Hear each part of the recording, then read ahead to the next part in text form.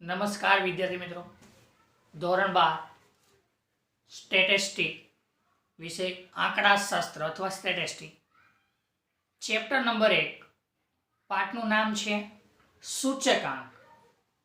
હવે એમાંથી બોર્ડના પેપરમાં પૂછાય છે કેટલું, તો આ ચેપ્ટરનો ગુણભાર છે 12 માર્ક્સ. એમાંથી એક MCQ પૂછાય, એક SQ એટલે કે ટૂંકો પ્રશ્ન.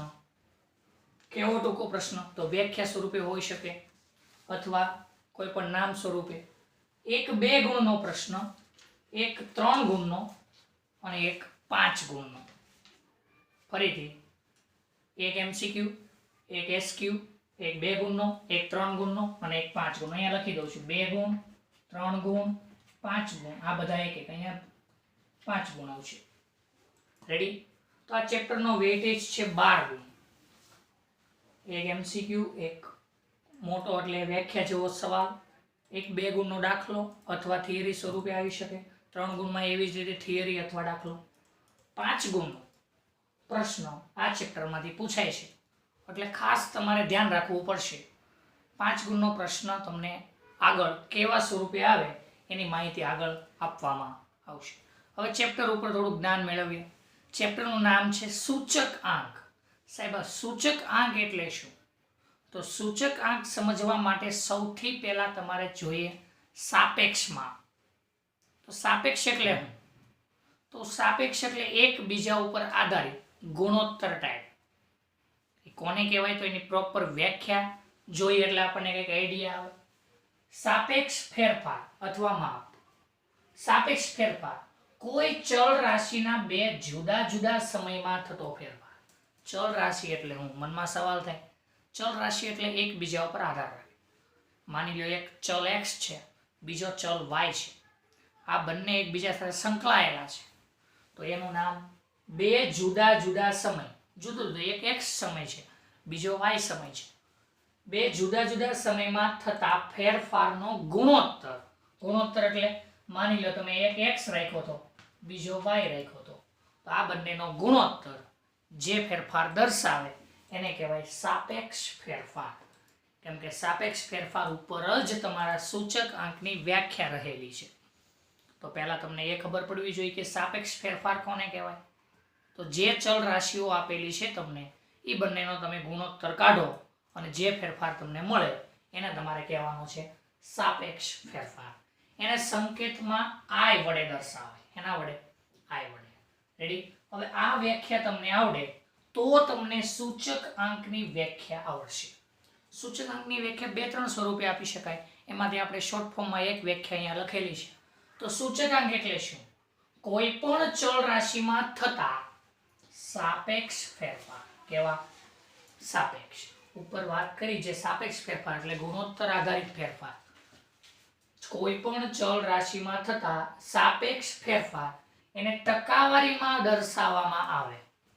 તો આ તમારું માપ હતું સાપેક્ષ. એને ટકાવારીમાં, તો હું ટકાવારી કાઢું તો મારે ગુણ્યા 100 કરવા પડે. તો આ જે માપ લખ્યું છે એને સૂચકાંક કહેવાય.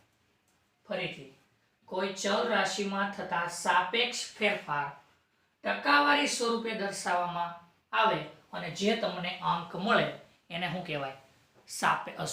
સૂચક આંક. એનો પણ સંકેત કયો છે? I.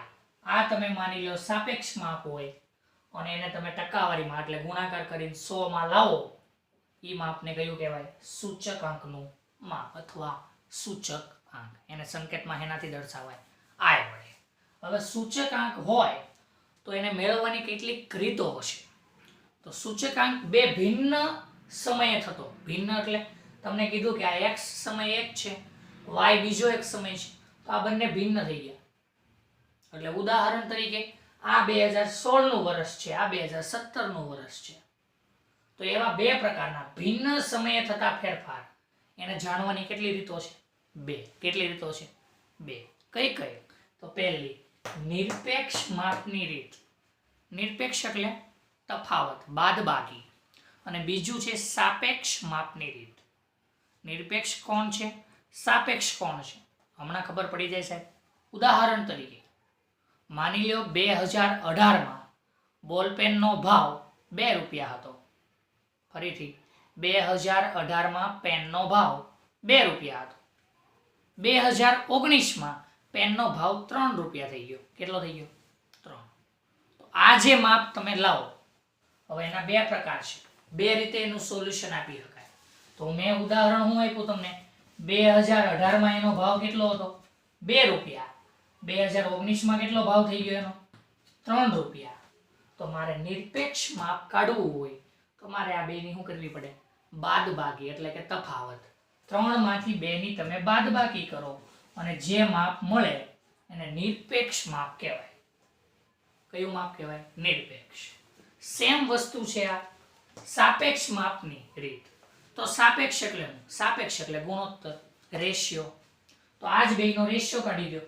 3/2 ભાગાકાર કરો એટલે 1.5 કહેવાય. કેલ્સી મારો એટલે ખબર પડી જાય. 3/2. આને કહેવાય કેવું માપ? સાપેક્ષ. આને કેવું કહેવાય? નિરપેક્ષ. ફરીથી એક વખત રિપીટ કરીએ. નિરપેક્ષ એટલે શું? તો કોઈ પણ બે વસ્તુનો તફાવત. સમયને જે આધીન રૂપિયા હતા, માની લો 2018માં પેનનો ભાવ કેટલો હતો? 2 રૂપિયા. 19માં એનો કેટલો ભાવ થઈ ગયો? 3 રૂપિયા. તો હું આ બેની બાદબાકી કરું તો મને ખબર પડે કે આ 1 રૂપિયો વધારે ચડ્યો છે. હું અત્યારે ભાવ 2018માં લાવ્યો ત્યારે 2 રૂપિયા ચૂકવ્યા હતા પેનના. 19માં લેવા ગયો તો એના કેટલા રૂપિયા આપવા પડ્યા? 3. તો કેટલા રૂપિયાનો વધારો ઘટાડો દેખાય છે તમને? 1 રૂપિયાનો. સાહેબ અત્યારે 1 રૂપિયા ભાવ કેવો છે? વધારે. આવું તમે કોઈ પણ ઉદાહરણ આપી શકો. માની લો અત્યારે ઘઉંનો ભાવ 2018માં 500 રૂપિયાના ઘઉં હોય અને 2019માં 600 રૂપિયા થઈ જાય, તો તમે મતલબ શું કાઢો? નિરપેક્ષ માપથી કે 100 રૂપિયા વધારે છે અત્યારે. રેડી? અને ગુણોત્તર કાઢવો હોય તો એમાં કંઈક માપ આવશે 1.5, 2.5. તમે બેનો ગુણોત્તર કાઢો, કેલ્સી મારો એટલે તમને ખબર પડે. તો આ બે ભિન્ન રીત છે, સમય સાથે બદલાતી હોય એવી. કઈ છે? બે ભિન્ન સમયે થતા ફેરફાર. એટલે એક 2018માં, એક 2019, બે આવા સમય છે. તો એના માપવાની બે રીતો છે. કઈ કઈ? નિરપેક્ષ અને બીજી સાપેક્ષ. નિરપેક્ષ એટલે સામાન્ય તફાવત અને સાપેક્ષ એટલે બંનેનો ગુણોત્તર. રેડી? હવે આટલું જોયા પછી તમારે સૂચકાંક મેળવવો હોય તો એની પણ રીતો આવે છે. તો સૂચકાંક મેળવતા પહેલા સૌથી પહેલા તમને એનો આઈડિયા હોવો જોઈએ કે આધાર વર્ષ કોને કહેવાય. હમણાં મેં તમને સૂચના આપી કે એક 2018નો ભાવ છે અને એક 2019નો ભાવ છે. તો આમાંથી આધાર વર્ષ કયું? તો એ તમારે વ્યાખ્યા એની શીખો એટલે તમને આઈડિયા આવે કે આધાર વર્ષ કોને કહેવાય. તો વ્યાખ્યા ઉપર જરીક ધ્યાન આપો. જ્યારે કોઈ વસ્તુના ભાવમાં થતો ફેરફાર, તો તમે અહીંયા જોયો ભાવમાં ફેરફાર થયો, 2 રૂપિયાથી વધીને 3 થઈ ગયા. એ ઘટે તે અથવા વધે તે, એવું જરૂરી નથી કે વધે જ તે. ભાવમાં થતા ફેરફારને ભૂતકાળના કોઈ નિશ્ચિત વર્ષના એ જ વસ્તુના ભાવ સાથે સરખાવવામાં આવે ત્યારે તે નિશ્ચિત વર્ષને આધાર વર્ષ કહેવાય. હવે તમને આમાંથી ખબર પડવી જોઈએ કે સાહેબ 18 આધાર વર્ષ કહેવાય કે 19? તો હજી એક વખત વ્યાખ્યા. તમે આમાં 18 અને 19 આ બંનેની સરખામણી કરી. 18માં ભાવ 2 રૂપિયા હતો, 19માં 3 રૂપિયા થયો. તો આમાંથી આધાર વર્ષ કયું સાહેબ? તો 2018 ને આધાર વર્ષ કહેવાય. કેમ કે 2018માં 2 રૂપિયા હતા. અત્યારે તમે જો 2019માં જીવતા હો, એટલે કે અત્યારે હાલમાં 2019નું વર્ષ હોય તો ભાવ કેટલા રૂપિયા બોલે છે? 3 રૂપિયા. તો 2018 તમારું શું થઈ ગયું? ભૂતકાળ. અહીંયા લખેલું જ છે. જ્યારે કોઈ વસ્તુના ભાવમાં થતો ફેરફાર, તો સાહેબ દેખાય છે ફેરફાર 2 અથવા 3 રૂપિયા. 2 હતા એમાંથી 3 થયા. ભૂતકાળના કોઈ નિશ્ચિત વર્ષ, તો આ ભૂતકાળનું વર્ષ છે અને આ તમારું વર્તમાન હોય. ભૂતકાળના કોઈ નિશ્ચિત વર્ષના એ જ વસ્તુનો ભાવ, એ જ વસ્તુ એટલે મેં બોલપેનની જ વાત કરી હતી. મેં તમને ન્યાય એવું નહોતું કીધું કે પેન્સિલની. એમ પેનની વાત હોય તો પેનની વાત જ થવી જોઈએ, પેન્સિલ હોય તો પેન્સિલ. એ જ વસ્તુના ભાવ સાથે સરખાવવામાં આવે ત્યારે તે વર્ષ શું બને? નિશ્ચિત જે વર્ષ છે એ વર્ષને તમારે શું કહેવાનું છે? આધાર વર્ષ. તો આ વ્યાખ્યા આવડવી જોઈએ. પેપરમાં ટૂંકા ક્વેશ્ચનમાં પણ આવે છે. ટૂંકા એટલે કે SQ. રેડી? હવે આના આધારે પાછી એને સોલ્વ કરવાની પાછી બે રીત છે. કઈ બે રીત? તો એની થોડીક ચર્ચા કરી લઈએ. અચળ આધારની પસંદગીની કેટલી રીતો છે? બે. કેટલી રીતો છે? બે. તો નંબર 1, અચળ આધારની રીત. અચળ આધારનું બીજું નામ છે સ્થિર આધાર. સ્થિર એટલે બદલાય નહીં એવું, અચળ, ફિક્સ. પહેલું, અચળ આધારની પસંદગીની કેટલી રીતો? બે. અચળ આધારની એનું બીજું નામ છે સ્થિર આધારની, અને એની બીજી રીત પરંપરિત આધાર. ફરીથી, પહેલી અચળ આધારની રીત, બીજી પરંપરિત. રેડી? પરંપરિત આધાર. હવે અચળ આધારનું બીજું નામ છે સ્થિર આધાર. રેડી? અને પરંપરિત આધાર. હવે એના તમારે બે સૂત્રો પાકા કરવાના છે. શું કરવાનું છે? સૂત્રો. જે તમે અહીંયા લખેલું છે કે આપણું પાઠનું નામ સૂચક આંક. તો સૂચક આંક પહેલા તો એનું સાદું સૂત્ર કેવું આવે તો એને હું અહીંયા દર્શાવી દઉં છું. સાદું સૂત્ર મારે અહીંયા લખવું હોય તો આવું લખી શકાય, P1/P0 ગુણ્યા 100. આ નોર્મલ સૂત્ર છે, બધે જ ઉપયોગમાં આવશે. સાહેબ આ P1 હું P0 હું, તો એક 1 છે અને એક 0 છે. તો એક ચાલુ વર્ષ હોય તો એક અગાઉનું વર્ષ હોઈ શકે અથવા આધાર વર્ષ હોઈ શકે. તો એ આપણે સૂત્ર ઉપર ડિપેન્ડેન્ટ છે કે સૂત્ર વાપરતા હોય.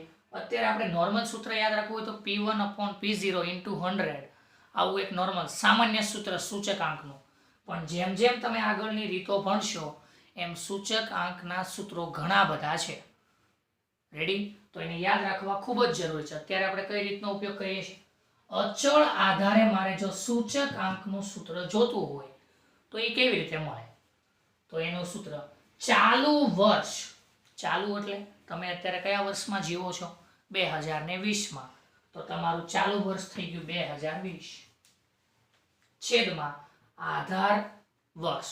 અહીંયા આધાર વર્ષ એની ચલ કિંમત. અગાઉ અહીંયા શું લખ્યું છે? ચાલુ વર્ષની ચલ કિંમત. ચાલુ એટલે તમે જે હાલમાં જીવો છો એ, અને આધાર વર્ષ તો તમે જેને આધાર વર્ષ એટલે કે જેની સાપેક્ષમાં ભૂતકાળમાં તમે વાત કરવાના છો. હું સરખામણી 2018 સાથે કરું છું, 19 સાથે કરું છું, તો એ બધા વર્ષો ભૂતકાળ, તો એને કહેવાય આધાર વર્ષ. એ વ્યાખ્યા તમે ભણ્યા એમાં તમને ખબર પડી ગઈ. ભૂતકાળના કોઈ વર્ષની ચર્ચા કરવામાં આવે એના આધાર વર્ષ કહેવાય. એને ગુણ્યા તમે 100 કરો એનો મતલબ શું થઈ ગયો? સૂચક આંક. પણ કઈ રીતે? અચળ આધારની રીતે સૂચક આંક. બેઠું મગજમાં કઈ? તો હા સાહેબ. તો હવે P1 શું છે અને P0 શું છે ખબર પડી ગઈ સાહેબ. P1 એટલે ચાલુ વર્ષની જે કિંમત છે એ, અને P0 એટલે આધાર વર્ષની જે કિંમત છે. કેમ કે આ બદલાયા કરવાનું છે. રેડી? એટલે થોડુંક યાદ રાખવાનું. તો આ કઈ રીતની વાત કરી? અચળ આધારની. એનું બીજું નામ છે સ્થિર આધારની રીત. હવે નંબર 2 ઉપર જઈ. નંબર 2 નું નામ છે પરંપરિત આધારની રીત. એનું સૂચકાંકનું મારે સૂત્ર જોતું હોય તો આ ઉપરનું લખ્યું છે એનું બેઠું છે, ખાલી થોડોક ફેરફાર. ચાલુ વર્ષની ચલ કિંમત તો એનું ઈ જ છે સાહેબ. અહીંયા લખ્યું છે આધાર વર્ષ, હવે અહીંયા આવે છે અગાઉનું વર્ષ. અગાઉનું એટલે તો હમણાં કહું, પહેલા સૂત્ર જોઈ લઈએ. ચાલુ વર્ષની ચલ કિંમત છેદમાં અગાઉના વર્ષની ચલ કિંમત ગુણ્યા 100. થઈ ગયું? તો હા સાહેબ થઈ ગયું. અગાઉના વર્ષની, તો અગાઉના એટલે ચાલુ તમારું કયું છે? 2020. તો અગાઉનું કયું થાય? 19 જ થાય. અહીંયા આધાર તો ભૂતકાળમાં કોઈ પણ હોઈ શકે. તમે વાત જો 2020 ની કરતા હો તો તમે 2017 નો ભાવ લઈ શકો, 16 નો લઈ શકો. આધાર તો કોઈ પણ હોઈ શકે. પણ અહીંયા તમને ચોખવટું પાડેલી છે અગાઉનું વર્ષ. અગાઉનું એટલે શું થાય? તો તમે હાલમાં 20 ની ચર્ચામાં હોવ તો એને અગાઉનું વર્ષ કહેવાય 19. જો તમે 19 ની ચર્ચા કરતા હોય તો એને અગાઉનું કહેવાય 18. રેડી? તો આ ડિફરન્સ યાદ રાખવાનો છે. પરંપરિતમાં આવશે અગાઉનું વર્ષ અને આધારની રીતમાં આવશે આધાર વર્ષ. બાકી બેના ફોર્મ્યુલા કેવા દેખાય છે મને? સેમ. કેવા દેખાય છે? સેમ. યાદ રાખો. તો આટલા સૂત્રો તમારે યાદ રાખવાના છે. અને આના પછી થોડીક થિયરી છે. આ ચેપ્ટર મારે 5 ગુણ 3 ગુણના દાખલાઓ એમાંથી આવે, પણ આટલી થિયરી તમને યાદ રહે તો સ્વાધ્યાય 1.1 ની ગણતરી કરતા આવડશે. એમાં બંને રીતના દાખલાઓ આપેલા છે. હવે તમે આમાંથી SQ MCQ કોઈ પણ પ્રકારનો પ્રશ્ન પૂછી શકાય તો તમને આવડવો જોઈએ. ઉદાહરણ તરીકે તમને વ્યાખ્યા પૂછવામાં આવે, સાપેક્ષ ફેરફારની વ્યાખ્યા આપો, તો વ્યાખ્યા લખવી પડે. અથવા તમને ખાલી જગ્યા MCQ માં પૂછવામાં આવે કે ભાઈ આ બે ભિન્ન સમય થતા ફેરફારની રીતો કેટલી, તો સાહેબ 2. તો એવી જ રીતે આધાર વર્ષને આધારે ગણતરી કરો તો એની રીતો કેટલી? 2. આવો કોઈ પણ સવાલ તમને બનાવીને પૂછવામાં આવે અને આ દાખલાની ગણતરીઓ 2 અથવા 3 ગુણમાં પૂછાય. યાદ રહે બાળકો? તો આ રીતે એનું સોલ્યુશન તમારે આગળ આપવાનું